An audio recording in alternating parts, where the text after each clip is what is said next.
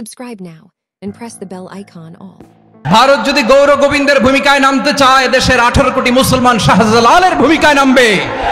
ভারত যদি বন্ধুত্ব দেখায়, বন্ধুত্ব পাবে। কিন্তু ভারত যদি বাংলাদেশে আধিপত্যবাদ বিস্তার করতে চায়, বাংলাদেশের 18 কোটি জনগণ সেটা রুখে দেবে। প্রতিবেশী যদি বন্ধু না হয়ে প্রভু হতে চায়, এরকম দানব প্রতিবেশী কেউ চায় না।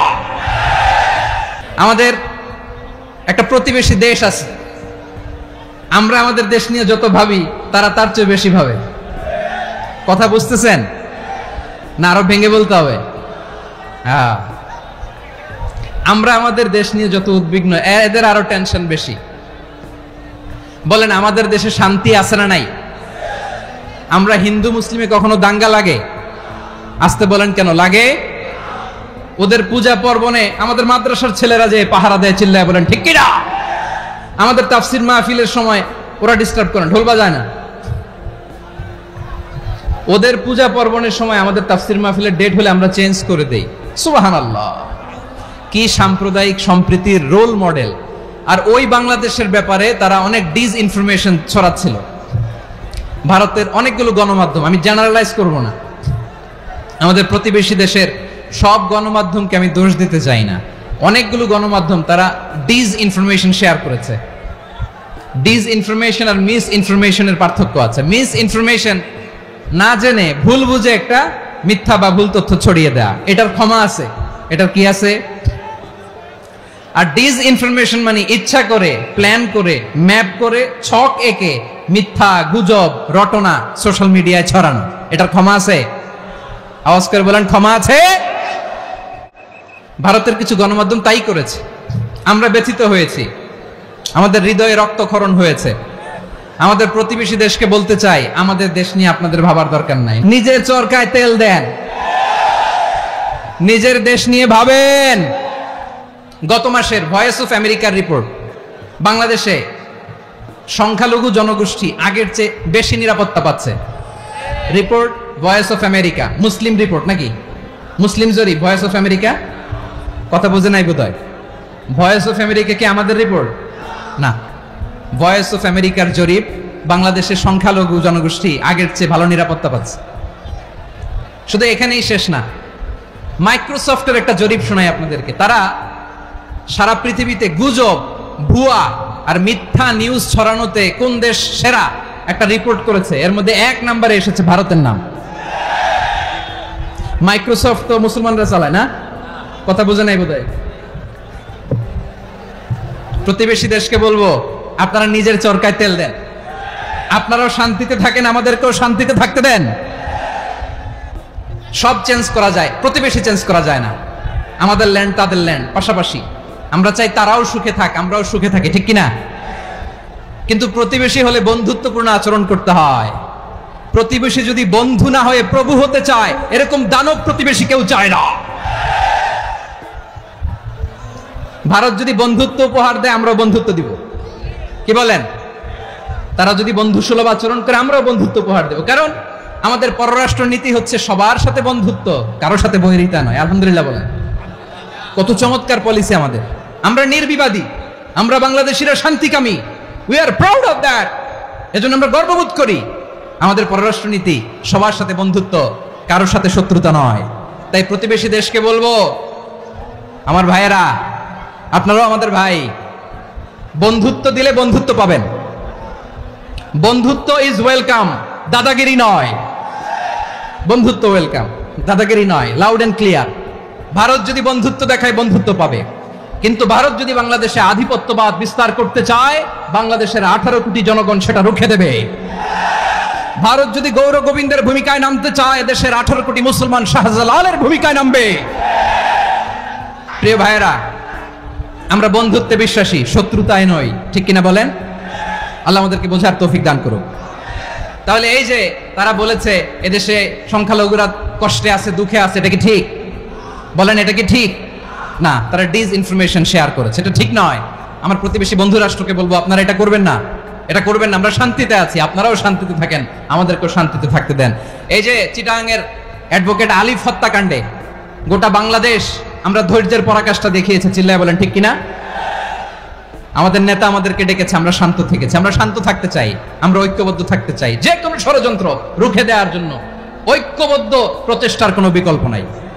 তাই আজকের আলোচনার ছোট্ট একটা টপিক আমি শিরোনাম ঠিক করেছি, আমাদের জীবনে, সমাজ জীবনে, ধর্মীয় জীবনে, রাষ্ট্রীয় জীবনে ঐক্যবদ্ধ থাকার গুরুত্ব। এবার আওয়াজ করে পেকুয়ার ভাইয়েরা বলেন, আমরা ঐক্যবদ্ধ জীবনযাপন করতে চাই কি চাই না? আল্লাহ তাআলা সে নির্দেশনাই দিচ্ছেন।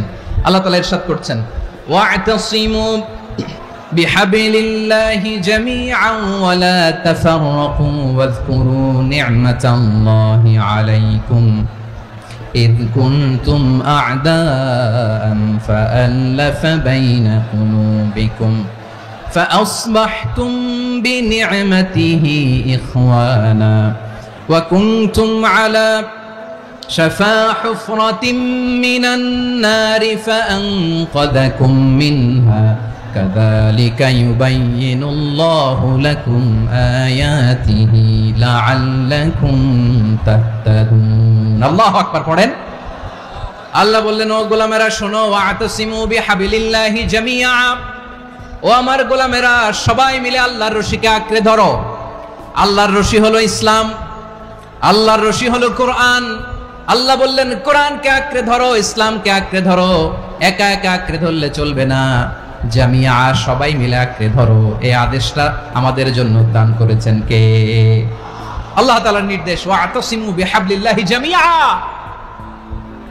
সবাই মিলে আল্লাহর রশিকে আঁকড়ে ধরো। হাবলুল্লাহ মানে আল্লাহর রশি। হাবলুল্লাহ মানে কি?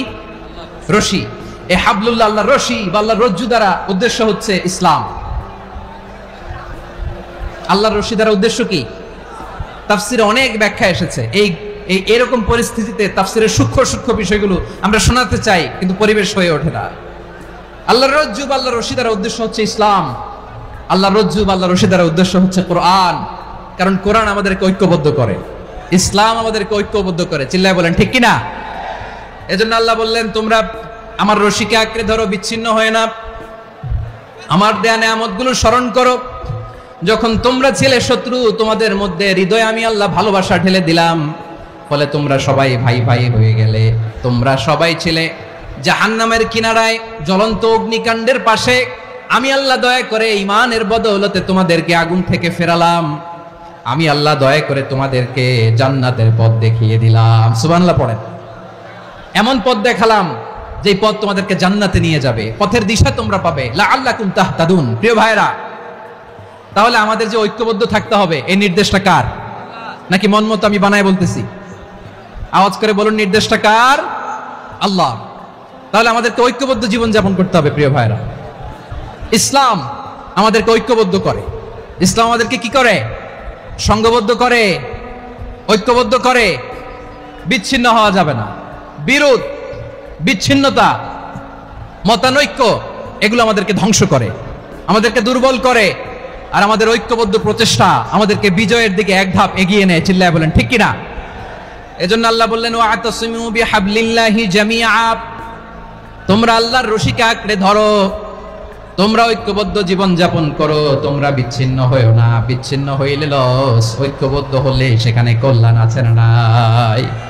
আমাদের আগে যে সমস্ত জাতিগোষ্ঠী ধ্বংস হয়েছে, বিভেদের কারণে হয়েছে। বিশ্বনবী বলেন, বুখারীর বর্ণনা, ফাইন্নামা আহলাকাল্লাযীনা মিন ক্বাবলিকুম কাসরাতু মাসাইলিহিম ওয়া ইখতিলাফুহুম আলা আম্বিয়াইহিম। তোমাদের আগে ইহুদি নাসারারা যারা ধ্বংস হয়েছে, আমার গজবে উপনীত হয়েছে, দুইটা কারণ ছিল।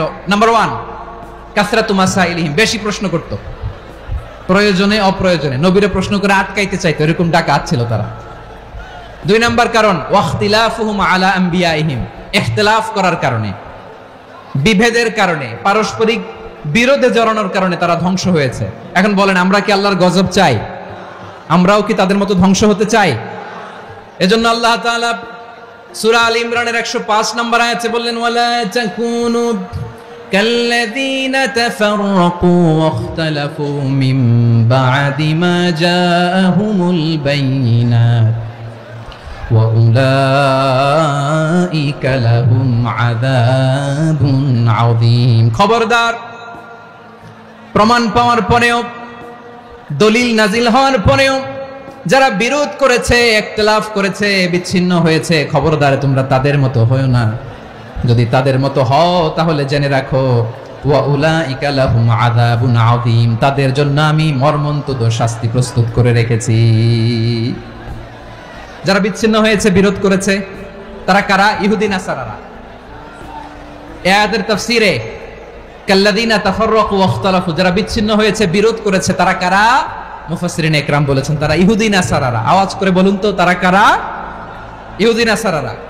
বিষ্ণু ঈসা ইসলাম সুনানে আবু দাউদ এবং তিরমিজির হাদিসে বলেন, ইফতারাকাতিল ইয়াহুদু আলা 71 ফিরকা, ইহুদিরা 71 দল হয়েছে।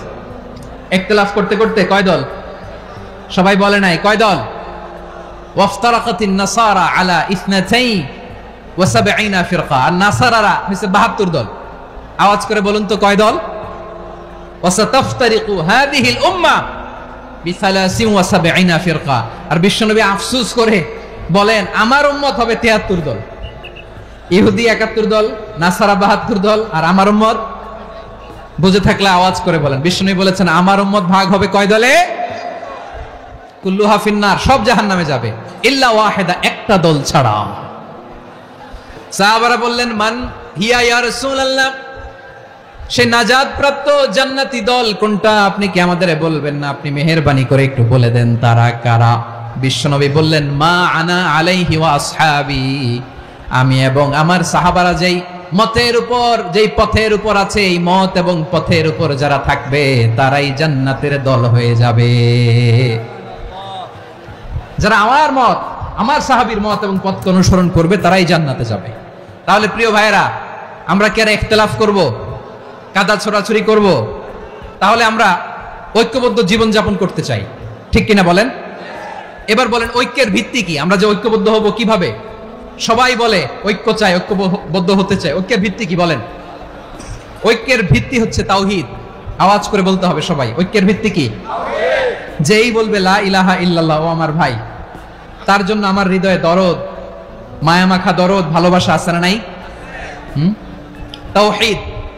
এই মুসলিম উম্মার ঐক্যের ভিত্তি তাওহীদ। পেকুয়ার ভাইরা মনে রাখেন, মেসেজগুলো মনে রাখেন। মুসলিম উম্মার ইউনিটি, ঐক্য, এটার ভিত্তি হচ্ছে তাওহীদ। যেই পড়বে লা ইলাহা ইল্লাল্লাহ, সে আমার কি? এজন্য বিষ্ণুই বলেন, মান ক্বালা লা ইলাহা ইল্লাল্লাহ, যে ব্যক্তি বলবে লা ইলাহা ইল্লাল্লাহ মুখলিসান মিন কলবিহি, অন্তর থেকে যে পড়বে লা ইলাহা ইল্লাল্লাহ, দাখালাল জান্নাহ, সে জান্নাতি হয়ে যাবে। সুবহানাল্লাহ বলেন। যেই পড়বে লা ইলাহা ইল্লাল্লাহ, সে কই যাবে? জান্নাতি হয়ে যাবে। তো এখন আমার সব ভাই যারাই লা ইলাহা পড়ছে জান্নাতে যাক, চাই কি চাই না? নাকি আপনি শুধু একাই জান্নাতে যেতে চান? একাই যেতে চান? জান্নাতে একা আমি যাব না তো ভাই, তোমাকেও জান্নাতে দলে নিতে চাই। সবাই বলেন, জান্নাতে একা আমি যাব না তো ভাই, তোমাকেও জান্নাতে দলে নিতে চাই। আমাদের জান্নাতের দল ভারী হোক, আমরা চাই কি চাই না? যেই বলবে লা ইলাহা ইল্লাল্লাহ, ওই আমার ভাই, সে জান্নাতে যাক, এটাও আমি চাই, ঠিক কিনা?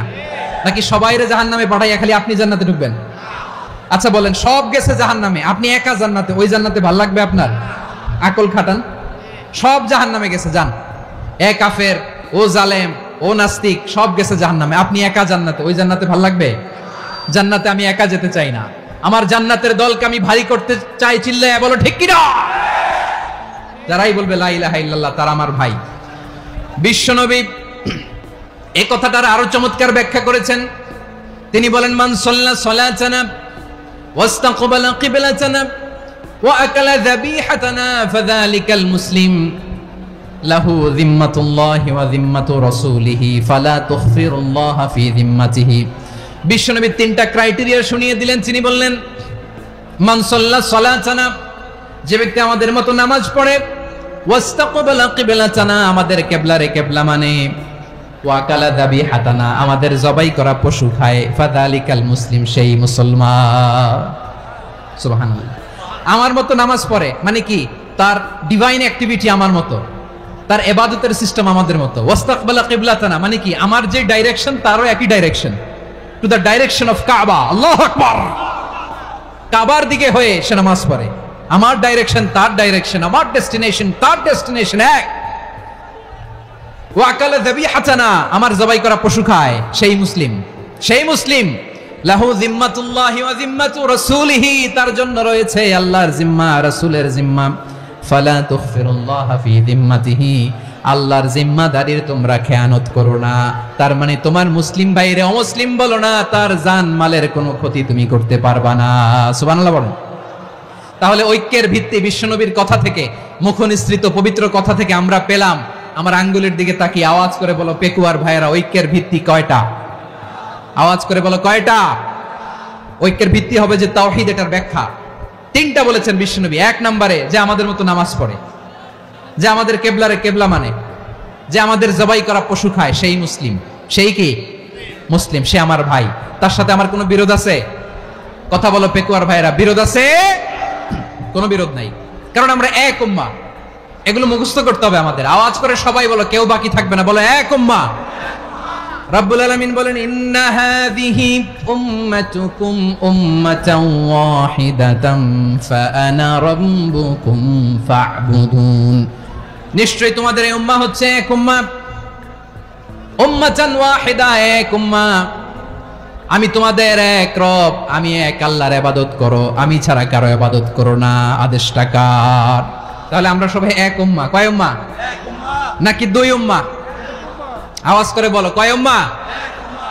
এক উম্মাহ। শুধু এক উম্মাই না, শুধু এক উম্মাই না, শুধু আমরাই না, আমাদের সবার দিন একটা। আওয়াজ করে বলো কয়টা? বিশ্বনবী বলেন, আল আম্বিয়া ইখওয়াতুন লিআল্লাত, নবীরা হচ্ছে বৈমাত্রেয় ভাইয়ের মতো। উম্মাহাতুহুম শাত্তা ওয়া দীনুহুম ওয়াহিদ, নবীরা হলো বৈমাত্রেয় ভাইয়ের মতো। অর্থাৎ নবীদের মা ভিন্ন, বাবা এক, মানে নবীদের শরীয়ত ভিন্ন, কিন্তু দিন একটা। আমাদের দিন কয়টা? আমাদের প্রভু এক, এক নবীর উম্মাত, জীবন বিধান এক, ওই শিবানী কোরআন। আমাদের প্রভু এক, এক নবীর উম্মাত, জীবন বিধান এক, ওই শিবানী কোরআন। তবে কেন এক নও হে মুসলমান, এক হও করিয়া হবান। বাইতুল্লাহ এক, আওয়াজ করে বলো আমাদের বাইতুল্লাহ কয়টা? বাইতুল্লাহ এক, মদিনা শরীফ এক, ওহদ পাহাড় এক, বদরের মাঠ এক। একটা তো জীবন আর মরণ যে একটাই, একসাথে মিলে মিশে একটাই প্রাণ। তবে কেন এক নও হে মুসলমান, এক হও করিয়া হবান। সবাই মিলে, আমাদের প্রভু এক, জীবন বিধান এক, ওই শিবানী কোরআন। একসাথে, আমাদের প্রভু এক, জীবন বিধান এক, ওই শিবানী কোরআন। তবে কেন এক নও হে মুসলমান, এক হও করিয়া হবান। আওয়াজ করে পড়ুন আল্লাহু আকবার। আমার কলিজার টুকরা পেকুয়ার ভাইরা, বলেন আমরা কয় উম্মাহ? এই যে শাহাদাত, সাব্বাব আঙ্গুলি উপরের দিকে উঁচু করে আওয়াজ করে বলো, আমরা কয় উম্মাহ? আওয়াজ করে বলো, আমরা কয় উম্মাহ? মাশাআল্লাহ, আমরা এক উম্মাহ। এক নম্বর হচ্ছে আসহাবে কাহফের ঘটনা। এটা 250 খ্রিস্টাব্দের সময়কালে রোমান সাম্রাজ্যের একজন বাদশা ছিল, নাম দাকিয়ানুস। প্রতাপশালী বাদশা, পৌত্তলিক, মূর্তির পূজা করে। ঈসা আলাইহিস সালাম বিদায় নিয়েছেন, 250 বছর হলো। তো সব নবীর ধর্মই কিন্তু ইসলাম, যদিও আমরা নাসারা বলি, ইহুদি বলি, সব নবীদের ধর্মই কি? ইসলাম। তো তিনি ছিলেন পৌত্তলিক, মূর্তির পূজা করত। আর তার এলাকায় কেউ যদি ঈসা আলাইহিস সালামের নাম নিত, আখিরাতে বিশ্বাস করতো, আল্লাহ বিশ্বাস করতো, তাদেরকে তারা পাথর মেরে হত্যা করত। এজন্য ভয়ে কেউ ঈসাই ধর্মে ঈমান আনতো না, মানে ইসলামে ঈমান আনতো না। এই রাজার ভয়ে সবাই মূর্তির পূজা করত। কিন্তু 7 জন যুবক ছিল, তারা স্রোতে গা ভাসিয়ে দেয়নি, স্রোতের বিপরীতে তারা ঈমান নিয়ে দাঁড়িয়েছে। তারা ঈসা আলাইহিস সালামের রেখে যাওয়া সত্য ধর্মের উপর ঈমান এনেছিল, আখিরাতে তারা বিশ্বাস করত।